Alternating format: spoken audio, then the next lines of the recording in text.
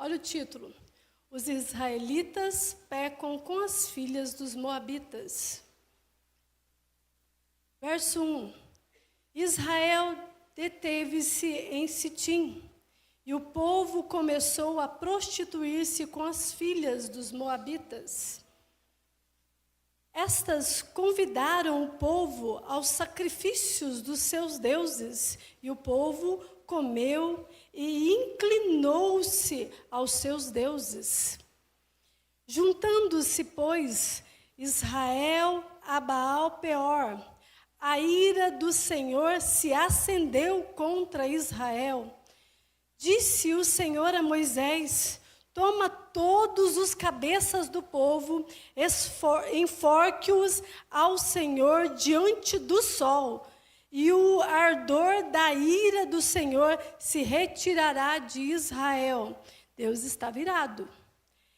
Então Moisés disse aos juízes de Israel: cada um mate os seus homens que se juntaram a Baal-peor. E eis que veio um homem dos filhos de Israel e trouxe os seus irmãos, uma midianita, perante os olhos de Moisés e de toda a congregação dos filhos de Israel. Ousado, né? Abusado também. Olha só, o povo de Israel estava chorando. Moisés estava na frente do templo com esse povo, chorando as mortes dos homens. A terrível coisa que estava acontecendo lá, chorando eles diante da tenda da congregação.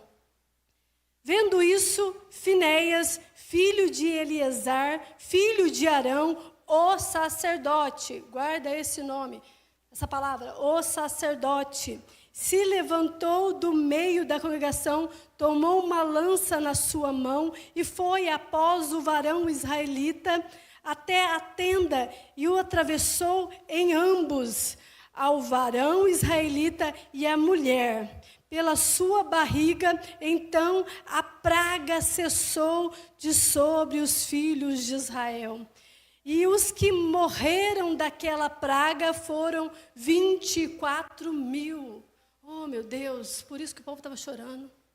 24.000 que morreram por causa de uma praga, enviada por causa da ira do Senhor. Então o Senhor falou a Moisés, dizendo: Finéias, filho de Eleazar, filho de Arão, o sacerdote, desviou a minha ira de sobre os filhos de Israel, pois zelou o meu zelo no meio deles, de modo que o meu zelo não consumiu os filhos de Israel. Portanto, dize: eis que lhe dou meu concerto de paz, aleluia. E ele e a sua semente, depois dele, terão o concerto do sacerdócio perpétuo. Sacerdócio perpétuo, guarda isso. Porquanto teve zelo pelo seu Deus e fez propiciação pelos filhos de Israel. Oh, palavra abençoada, né? Olha como o zelo pela presença faz toda a diferença. Como, às vezes, nós esquecemos disso, como igreja, como povo de Deus. Nós esquecemos que em breve o Senhor Jesus retornará à terra. E quando nós lemos as profecias bíblicas, nós vemos um avanço muito grande do crescimento do mundo, juntamente com o crescimento da igreja. Nos últimos dias, diz a palavra do Senhor, né, em Malaquias, né, antes que chegue o terrível, o temível dia do Senhor, a terra ela vai receber o maior avivamento da história. E vai também receber um anúncio incrível do evangelho sendo dissipado em muitas nações, em lugares, né, às vezes ao qual nós não sabíamos que existia. O anúncio do evangelho vai crescer.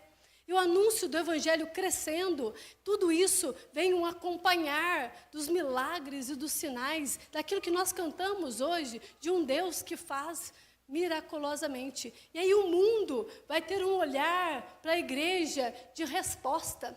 vai ter um olhar para a igreja de milagres e de poder. E quando nós lemos aqui sobre esse texto de Números, nós encontramos a palavra sacerdócio.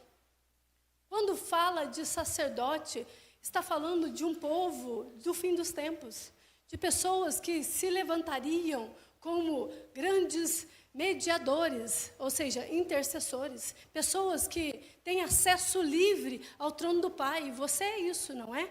Você é um povo que tem acesso livre ao trono do Pai. Por causa de quem? De Cristo Jesus. Então, igreja, nós somos esse povo que adentra a presença de Deus com livre acesso. Por causa do sangue de Jesus que foi vertido na cruz do Calvário, nós nos tornamos sacerdotes desse tempo. Então, olha que posição que você tem. Que posição gloriosa que a igreja tem. De um povo que acessa o trono do Pai, que ele pode que eu e você podemos chegar diante do tribunal daquele que é justo juiz e falar: olha, eu tenho essa demanda, eu tenho isso. Pelo sangue de Jesus, eu trago ao Senhor, o justo juiz, para que o Senhor assine essa causa e venha a intervenção divina na terra e as pessoas possam ver o quão soberano o Senhor é, o quão eterno o Senhor é. Ou seja, nós somos os sacerdotes desse tempo. E isso é lindo de se ouvir.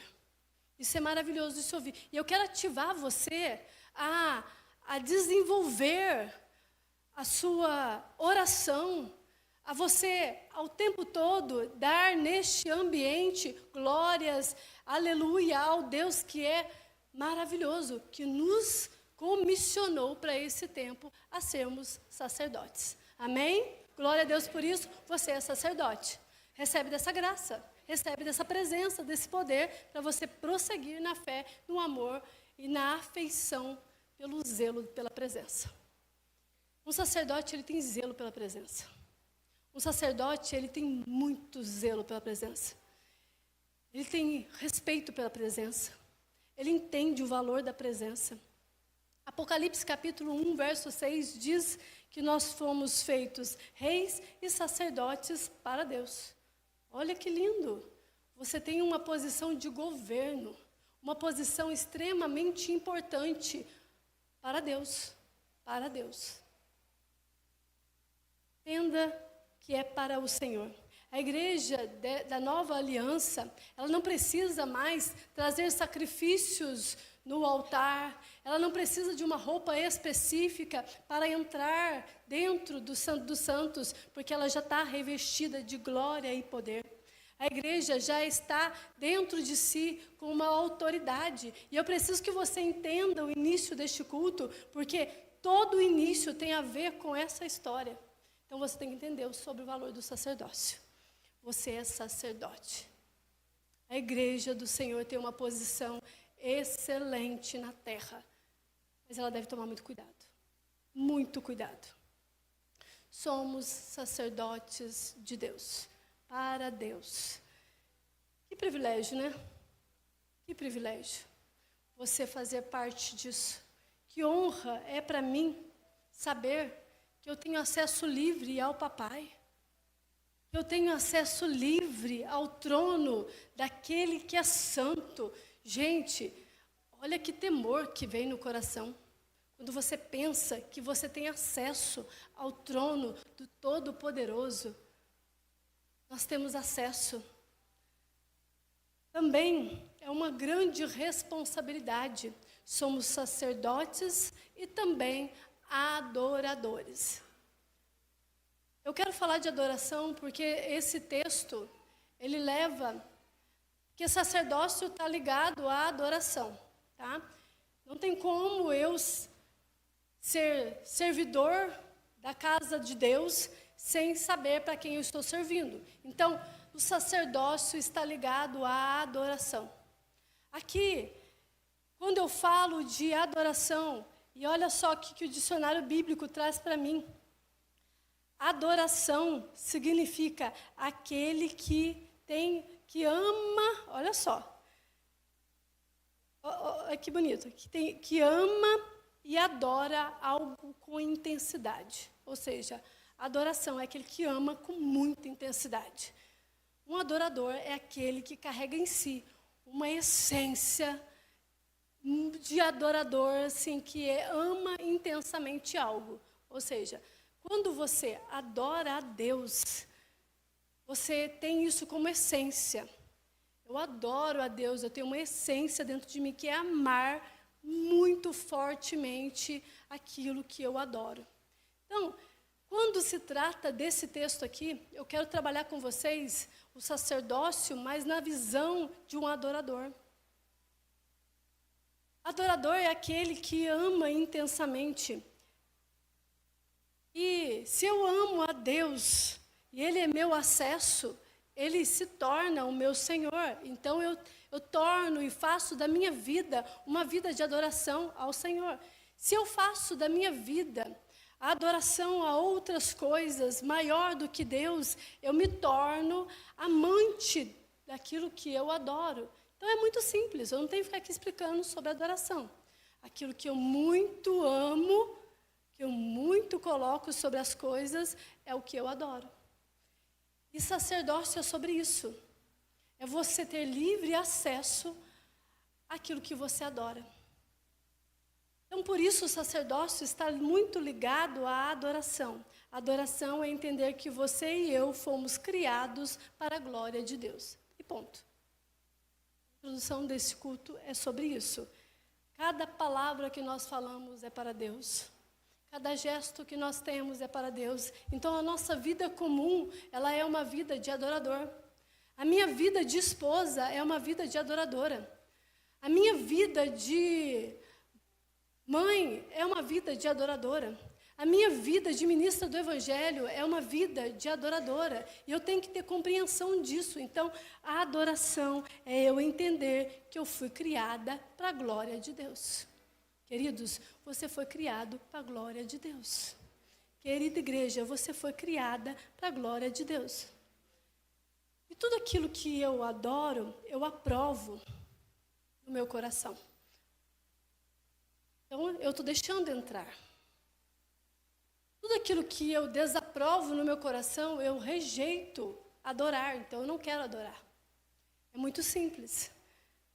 Deus faz, nesse texto aqui, um apontamento muito importante sobre sacerdócio, adoração e zelo pela presença.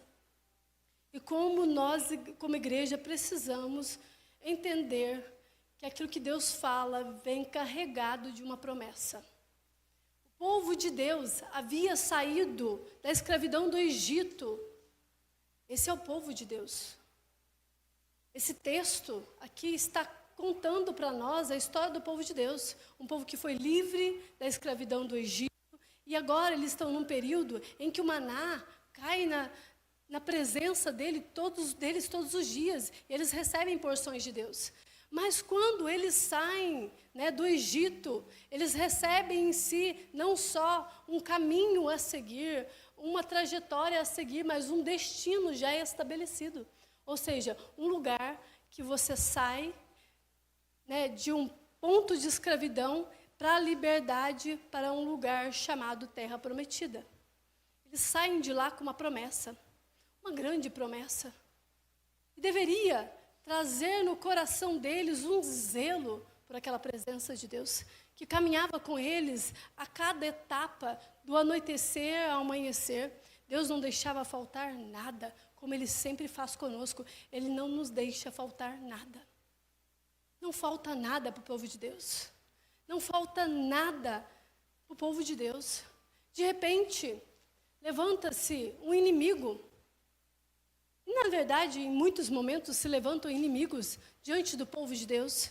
Só que eles não podem ir contra o povo de Deus, porque a proteção do povo de Deus é a própria presença manifesta de um Deus que coloca o seu povo debaixo das suas asas, de um Deus que guia eles, por nuvens de glória e por colunas de fogo, de um Deus que é soberano, que engole inimigos no mar, de um Deus que não deixa eles perderem uma batalha sequer.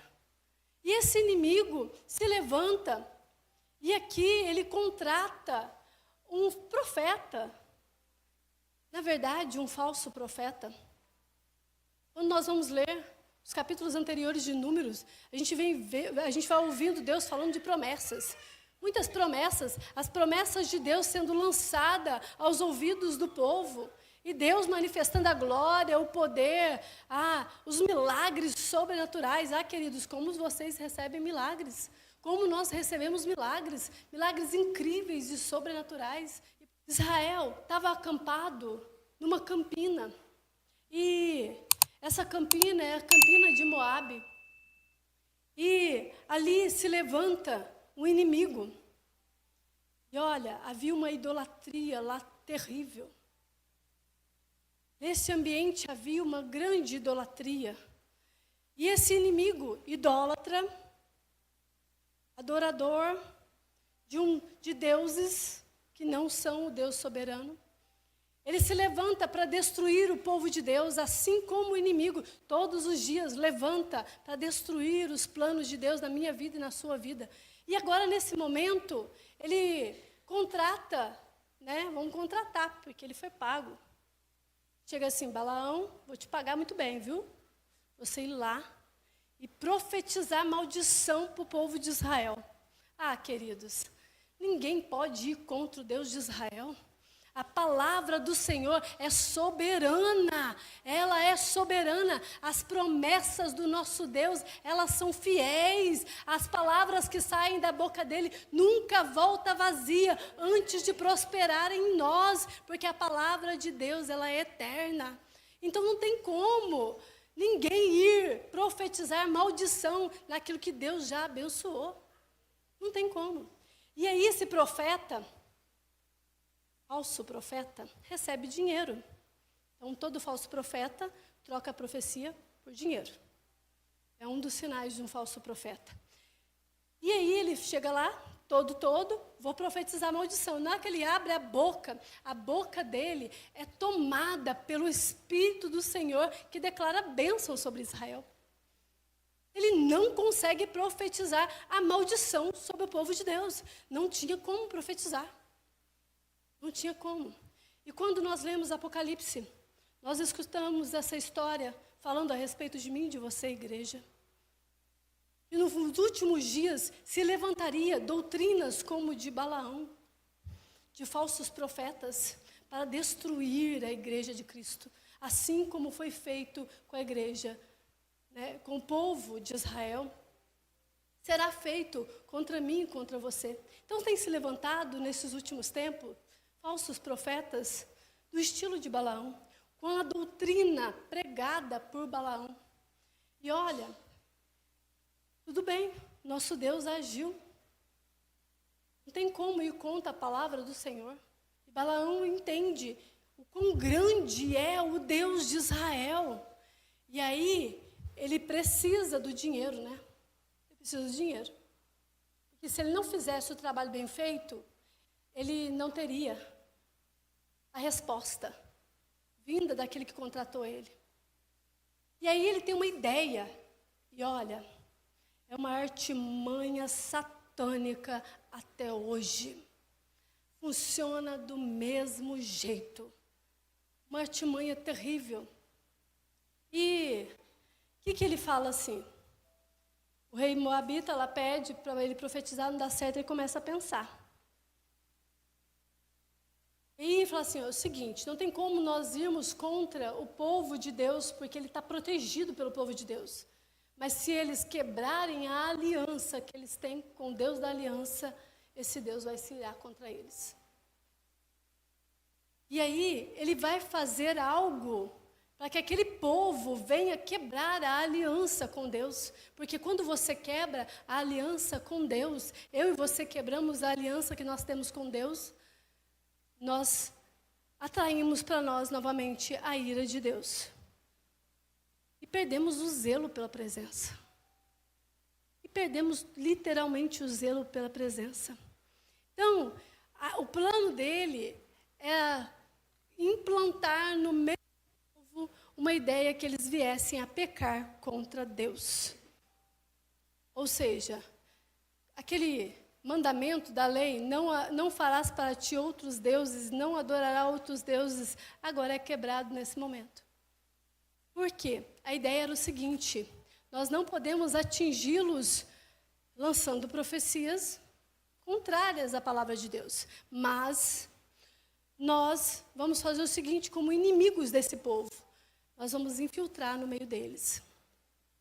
E aí ele fala assim: pega as meninas mais bonitas e coloca no meio desses homens. Só que elas vão chegar com o convite seguinte: vamos comer na minha mesa? Vamos saciar os seus apetites na minha mesa? Só que quando eles iam saciar os seus apetites na mesa das moabitas, eles encontram ali cultos a Baal, mas eles não percebem. Porque foi lançado sobre eles o encantamento pela mesa. Ah, querida igreja. E sabe o que Deus falou com eles lá quando eles saíram do Egito? Tem uma mesa preparada para vocês. Eu tenho um lugar para sentar com vocês. E até hoje essa profecia ecoa nos nossos ouvidos dizendo: a minha mesa não te falta nada. Não te falta nada. Só que as moabitas convidam eles para comer. Vamos comer. Quem não gosta de comer, né? Quem não gosta de sentar em mesas para comer? E eles vão para lá. Eles saem da localização que eles estão, do arraial, e vão sentar às mesas das moabitas e saciam os seus apetites lá. Saciam as suas vontades lá na mesa das moabitas, aonde há grande idolatria. Querida igreja, imoralidade sexual e idolatria andam juntas. E nesse texto fica muito claro a imoralidade sexual juntinho com a idolatria. Não tem separação. Elas caminham juntos claramente, como elas fossem uma junção, uma coisa só. É entendido dessa maneira. E elas se relacionam em sua essência. Então tudo começa nos seus apetites. Tudo começa na sua imoralidade sexual. Daqui a pouco você se tornou idólatra, adorador de outros deuses. E por conta disso, o povo de Israel atraiu, acendeu, está bem escrito ali, acendeu a ira do Senhor. Acendeu a ira de Deus. E aí Deus envia uma praga sobre Israel. E olha, essa praga devastou o arraial. A ordem de Deus era que eles viessem a serem mortos no sol. E morrem muitos. Muitos são mortos por causa dessa praga. E essa praga domina Israel por conta da ira de Deus. Foi atraída por causa do pecado chamado idolatria e imoralidade sexual. Atraiu a ira do Senhor. O povo inclinou-se à perversão, ficou totalmente pervertido. Só que no meio disso tudo, nós encontramos um homem chamado Finéias. Que lindo isso. Gostei muito desse texto quando eu li com mais atenção. E Finéias, ele vê um israelita entrando no arraial, trazendo uma das moças moabitas para dentro do arraial. E aquilo toma o coração do Finéias com um zelo pela presença, um zelo por aquilo que é santo. E ele toma a decisão de entrar na tenda e matar os dois, e ele mata os dois. Querida igreja, quando nós percebemos entrando no arraial, qualquer tipo de imoralidade sexual, idolatria, nós devemos acabar com ela o quanto antes, por causa do zelo pela presença. E aí, sabe o que acontece? Aquele zelo que ele tem, e ele elimina, né, a imoralidade, a idolatria que entrou no arraial, atrai os olhos do Senhor para ele. E todo Israel, né, que estava sentenciado à morte, recebe o perdão e a graça ali naquele momento. Então, pessoas que carregam em si zelo pela presença, atraem para o ambiente o poder e a graça de um Deus soberano e perdoador. Soberano e perdoador. Que o nosso coração nessa noite venha nascer um zelo pela presença. Muito zelo pela presença. Eu tenho visto isso se perder na igreja. Se perder na igreja. A ação de Finéias cessou aquela praga. Sumiu a praga. Não tinha mais praga em Israel. Desapareceu. Muitos já tinham morrido. Nós lemos o número. Muitos deles já haviam morrido. A idolatria e a imoralidade sexual, ela entrou por conta de uma ideia do inimigo. Então, querida igreja, muitas das vezes nós vamos estar envolvidos em ideias do inimigo. Muitas das vezes a igreja, ela vai ouvir falsos profetas, dizendo, tá tudo bem, não tem problema. E que tem? Que isso? Os anos vão passar, você vai ficar assim. Ideias de falsos profetas atacando a igreja. E aqui Balaão, um falso profeta, ele tenta amaldiçoar, não dá certo, porque o povo de Deus é protegido. Ele infiltra no meio do povo com coisas bonitas, são meninas bonitas. São garotas lindas. Mas o problema não era as garotas, o problema estava no coração dos homens. O problema estava no coração dos homens. Faziam de tudo para conquistá-las. Porque o problema não estava do lado de fora, na beleza delas, mas no interior. Como eu quero que você compreenda isso nessa noite. As coisas só não vão dar certo quando nós... Hoje vou falar de um jeito melhor.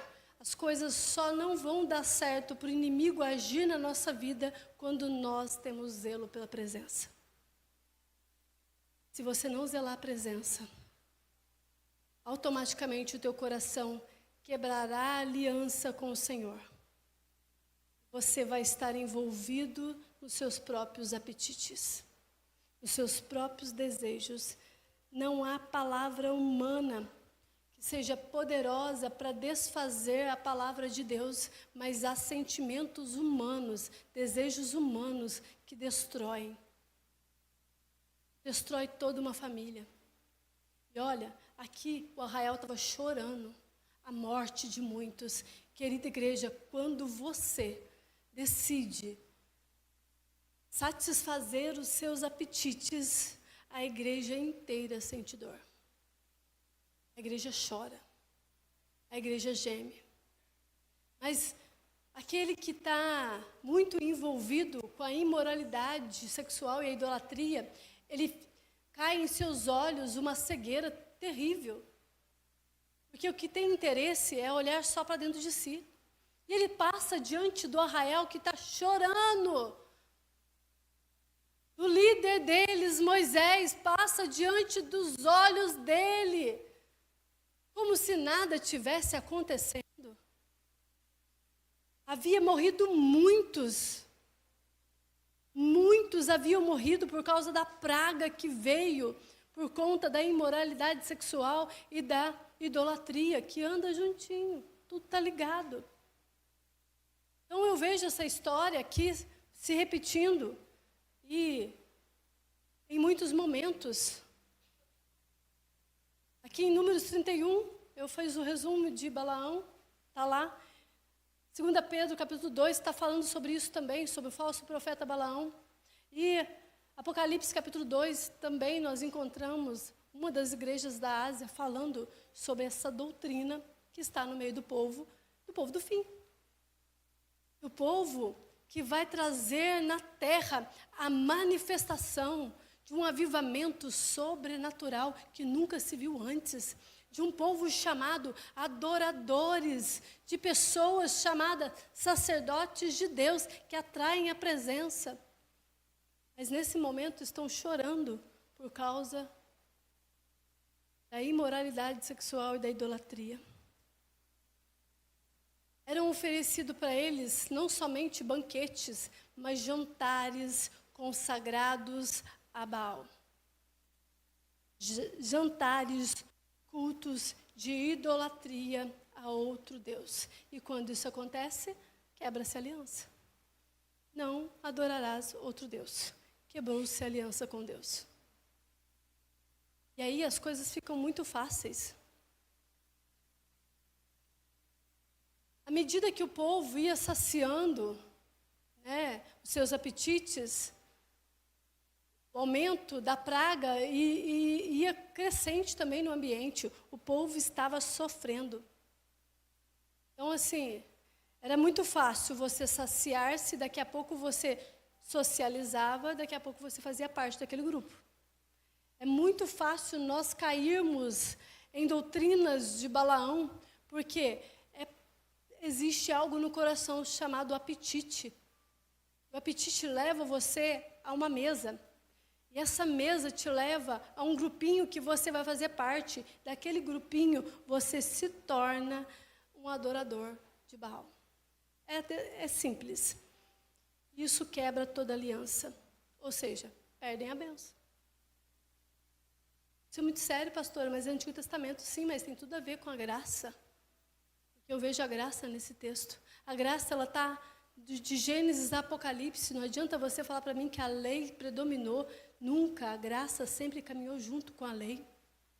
A graça sempre esteve junto com a lei. E eu vejo a graça de Jesus aqui. O povo fez uma aliança com Baal. O povo fez uma aliança com um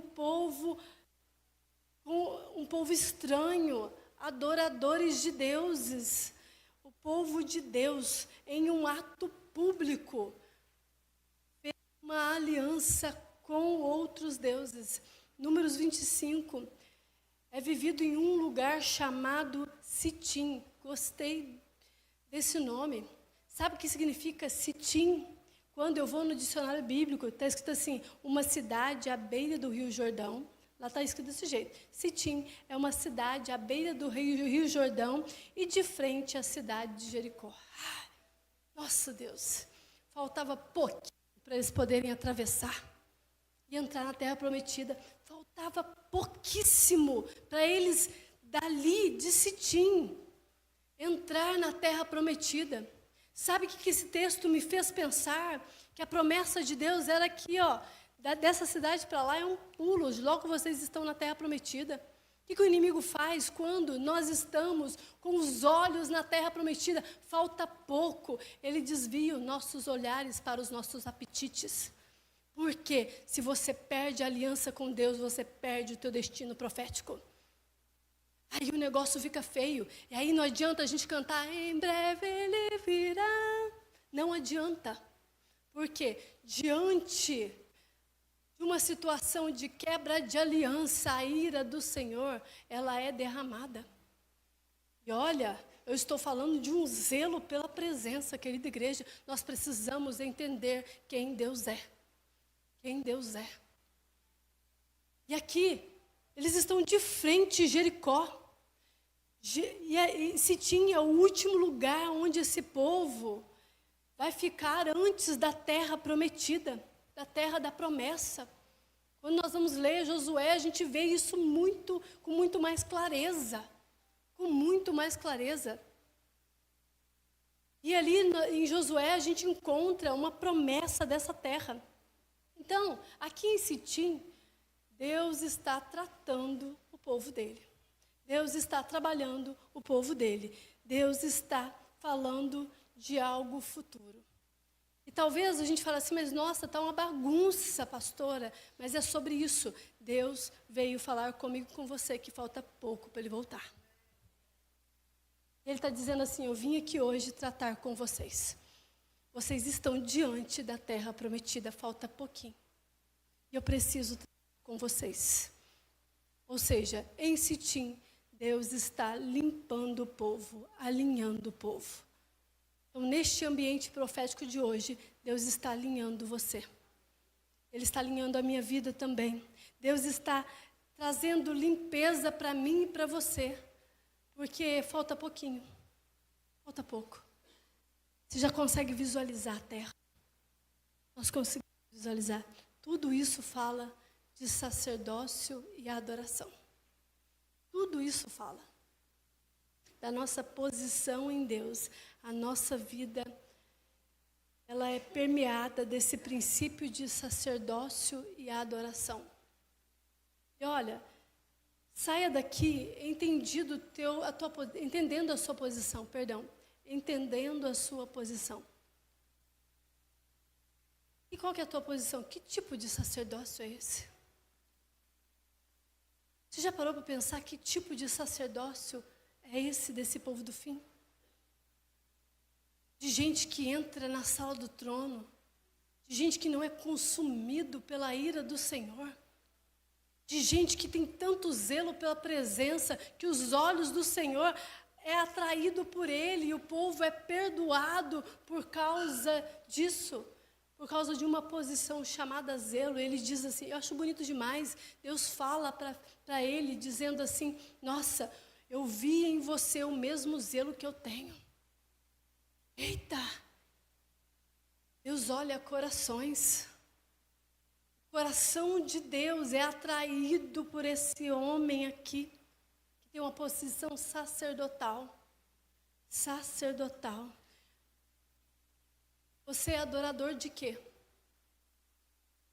Esse culto traga uma reflexão. Você tem adorado o quê? O que você tem adorado? Qual tipo de adoração você tem carregado em teu interior? Uma presença manifesta de um Deus santo. Você tem adorado nesses últimos dias? Muito mais do que o pecado, o povo quebrou a aliança com Deus. Isso é muito sério. Às vezes nós ficamos focados no pecado, mas o dilema foi que eles quebraram a aliança com Deus. Sabe qual que é o problema da igreja? A gente aponta o pecado do outro, não olha para o seu coração, porque o problema foi quebra de aliança, e quebra de aliança afeta toda a igreja. A quebra de aliança atrai a ira do Senhor para toda uma igreja, para todo um arraial, para todo um povo. Acendeu a ira do Senhor quando o pecado entrou dentro do arraial, porque houve quebra de aliança. Houve quebra de aliança. Existe uma raiz aqui e ela precisava ser arrancada do coração. Ela precisava ser tirada do coração deles, para que eles viessem a viver uma nova estação. E qual que era a nova estação? Pisar na terra prometida, ou seja, colocar o pé no Jordão. Faltava pouquinho. Faltava pouco. E diante disso, eles precisavam, ali naquele lugar chamado Sitim, ser alinhados por Deus, e do meio deles seria arrancado do coração a quebra de aliança, a idolatria. A idolatria. Deus queria arrancar aquilo que fazia eles praticarem o que era errado. Práticas erradas. Verso 14 desse capítulo 25 eu não li, eu vou ler para vocês. E o nome do israelita morto, que foi morto com a midianita, era Zimri. Guarda esse nome, eu vou falar o significado dele. Era Zimri, filho de Salu, maioral da casa paterna dos simeonitas. E o nome da mulher midianita morta era Cosbe, filha de Zur, cabeça do povo da casa paterna entre os midianitas. O nome Ziri significa minha música, minha adoração. Olha, está falando de um coração. Está falando de uma forma adoradora. Ziri significa minha música, minha adoração. Gosbe significa minha mentira, ou seja, falsa adoração. Os dois juntos significa falsa adoração. Dentro do povo de Israel, a união de Ziri e Gosbe significa falsa adoração. E isso faz com que a gente venha pensar, né, em uma falsa maneira de adorar. E quando eu penso nisso, era uma adoração mentirosa, uma enganação dentro de si, uma adoração a si mesmo, idolatria. Idolatria dos seus próprios apetites. Deus quer arrancar do meio do povo a falsa adoração. Querida igreja, Deus quer arrancar do meio do povo a falsa adoração. Deus começa a arrancar aqui a falsa adoração. E para mostrar a verdadeira adoração. É muito lindo quando você vai lendo o texto e vendo Deus agindo, alinhando, colocando as coisas em ordem, estabelecendo coisas ali. Quando o povo vai sair de Sitim rumo à terra prometida, nós encontramos essa história lá em Josué capítulo 3. Sabe o que Deus fala para Josué? Olha que interessante isso, ele diz para eles assim: santifiquem-se, santifiquem-se, porque verão a glória do Senhor sendo manifesta. Olha como isso faz todo sentido na nossa cabeça. Quando nós acompanhamos a história, nós precisamos ser alinhados aqui, nesse momento que a gente está de frente à terra prometida, de frente de Jericó. De frente de Jericó. A promessa começa aqui. Vamos parar para pensar. Quando eles estão ali, eles estão recebendo a promessa. Ela vai se cumprir logo, logo ali na frente. A palavra de Deus, ela é soberana. Não tem como, né, homem nenhum apagar aquilo que Deus já falou e determinou. Não tem. E ele começa a arrancar do coração tudo aquilo que não é verdade, tudo aquilo que é mentira. Começa a impregnar no interior do povo a verdade manifesta de Deus. Quando Deus tira, Ele tira a raiz. E Ele diz assim: chegou o dia, vamos atravessar o Jordão. Tá? Então chegou o dia de Deus tocar em algumas raízes aí e arrancar. Ah, nossa, é uma raiz terrível de idolatria, então vamos tirar ela hoje. No poder do nome do Cristo. No poder do nome de Jesus. Porque nós estamos indo em rumo à terra prometida. E o que Deus fala? Santifiquem-se. Santifiquem-se. Porque esse Deus é santo. Então, vamos cuidar, né, encarregar essa presença em nós com muito zelo. Vamos cuidar, porque o ambiente que ela vai ficar se chama coração. E se tem uma quebra de aliança nesse coração, a ira de Deus, ela é derramada diante das pessoas. O povo se afasta do Senhor e se aproxima de Baal. Eu não vou entrar em detalhes sobre a idolatria de Baal, porque não é sobre isso que eu estou falando hoje. Eu estou falando de uma raiz de quebra de aliança. Não quero falar sobre isso, e essa raiz se chama apetites, ou seja, teus desejos e vontades. Aquilo que a gente chama de tentação. Tentação nunca está do lado de fora, tá? Ela nunca está do lado de fora. Eu já falei isso inúmeras vezes, vou repetir. Tentação está dentro de você, um apetite seu. Por isso, tentação ela é vencida pelo poder da palavra, pelo poder do Espírito de Deus, diferente de provação. Provação não é vencida. Provação é uma aprovação. Você vai ser aprovado numa luta, numa guerra. Mas tentação, ela é algo que você precisa lutar contra ela. E você precisa reivindicar a presença do Espírito Santo. Eu estou falando de uma raiz chamada apetite. desejo de saciar o anseio do seu coração. Mas eu venho na igreja, eu canto os louvores, mas você tem saciado os seus apetites adorando o quê? Você tem sentado em qual tipo de mesa? Sabe por quê? A gente gosta de sentar e comer banquete. Põe bolacha de água e sal aqui. Eu não gosto. Porque o apetite está dentro de mim. Dentro do meu desejo. E às vezes, a mesa de Deus só fornece uma coisa chamada maná.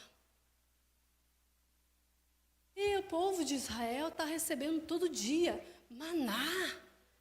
Coisa linda, maná. Só que, diante da mesa oferecida do lado de fora, não tem maná. E a gente enjoa do maná, né? Nós enjoamos do maná. Deus diz para o povo assim, eu vou suprir vocês. Ele diz para mim e para você, eu vou suprir as suas necessidades. Eu tenho para você todos os dias maná caindo do céu. Mas eu tenho vontade de comer as coisas que as outras nações comem. Eu tenho vontade de sentar na mesa em que não tem só maná. Porque o maná, ele enjoa. A gente enjoa do maná. E aí, o que está sendo oferecido? O falso profeta, ele entendeu. Vou fazer eles quebrarem aliança. Eles vão ser tocados nos apetites. Querida igreja, depois do maná, Deus deixa muito claro que Ele ofereceria um grande banquete. Era só prosseguir. Era só continuar recebendo as porções diárias de Deus. E não tomar a decisão de viver os seus próprios apetites. E olha, somos muito fáceis em cair nas coisas. Satanás vem com porções para eles não esperarem. É que ela fala assim, para que você vai esperar? Deus há tanto tempo está falando que vai fazer e não faz. Para que você vai esperar? Senta aí, começa a olhar as outras coisas, vai ser melhor. Não perde tempo esperando Deus. Ele vai derramar de novo o maná que Ele derramou hoje. Ele vai trazer para você somente aquela porção do maná. Só que era o suficiente para eles. Todos os nutrientes estavam no maná. Querida igreja, as porções de Deus, elas são suficientes para nós passarmos o dia todo, para que amanhã nós venhamos a receber um novo amanhecer cheio de milagres sobrenaturais. Mas nós nos perdemos nos nossos deleites, ouvindo a voz de Satanás. Para que esperar até amanhã? Você vai comer a mesma coisa. Você vai ouvir a pregação do Evangelho de novo. Vai para a igreja de novo. Vai ouvir as canções que elas aparentemente se repetem. Assim como a palavra ela se confirma e parece que se repete. Querida igreja, é mentira de Satanás. A palavra de Deus, ela é viva, ela é eficaz e ela se renova a cada manhã. Ela é poderosa para saciar toda nosso anseio que está aqui dentro. Ele é Deus. Ele é bom o tempo todo, a palavra dele é linda, é maravilhosa. As porções dele é deliciosa. Maná é delicioso. Maná é delicioso. Só que nosso coração, muitas vezes, tentado, ele é tentado em apetites, ele quer colocar uma outra adoração dentro dele. Quando nós vemos João escrevendo verdadeiros adoradores, ele está falando sobre isso. Querida igreja, Deus está nos ensinando hoje a termos zelo pela presença e sermos verdadeiros adoradores. Todos os dias nós comemos maná. Todos os dias. Sabe para quê? que está endereçado ao nosso coração. O maná, ele tem um endereço. O endereço é saciar os anseios do nosso coração. Para finalizar, eu não quero me demorar muito, porque eu já estou avançada no horário. Olha que eu vou falar uma frase aqui que eu escrevi e eu achei interessante. Essa carta está sendo endereçada ao seu coração e muitas das vezes tem uma assinatura de um ser espiritual chamado do céus de Lúcifer, extremamente poderoso. Ele escreve assim: acha que Deus vai querer que você seja infeliz? Ele quer que você seja feliz, então saia desse relacionamento. Acha que Deus vai querer que você seja assim, dessa maneira? Deus não deseja o sofrimento de ninguém. Então, querida, seja feliz. Viva a sua vida do jeito que você tem que viver para ser feliz. Assinado Lúcifer. Em muitos momentos, a frase desses últimos dias vai falar sobre isso. Deus não vai se opor àquilo que é bom para você. Cuidado, são falsas adorações. São mentiras de Satanás com aparência de boa. Falsas palavras, usando até mesmo daquilo que é a Escritura Sagrada para nos ludibriar e achar que nós estamos fazendo o que é certo. E aí, igreja, o arraial todo sofre. E em muitos momentos a igreja come em mesa de idolatria. Ela reverencia outros deuses, mesmo não inclinando-se diante de estátuas visíveis. Mas aqui o texto diz que eles inclinaram, eles se dobraram diante da adoração a Baal, mas eles não se dobravam diante da estátua, realmente não. Religiosos fazem isso. Nós não vamos nos dobrar às coisas que são visíveis. Imagina, não posso fazer imagem de escultura, jamais me dobraria. Mas aqui, esse tipo, a imoralidade, a idolatria, a imoralidade sexual e a idolatria estão andando juntas. As pessoas estavam inclinando o seu coração aos seus apetites, aos seus desejos. E a falsa adoração, ela nasce no coração. Tá? Então, às vezes, você está achando que você é um bom adorador. Na verdade, você está carregando dentro de si uma falsa adoração. Quando nós viemos aos cultos, nós temos que inclinar o nosso coração para aquele que é santo. Porque a única maneira de nós arrancarmos pela raiz esse problema é nos santificando. Santifiquem-se. Santifique-se, é a palavra de Deus para nós. Santifique-se, porque em breve vocês pisarão a terra prometida.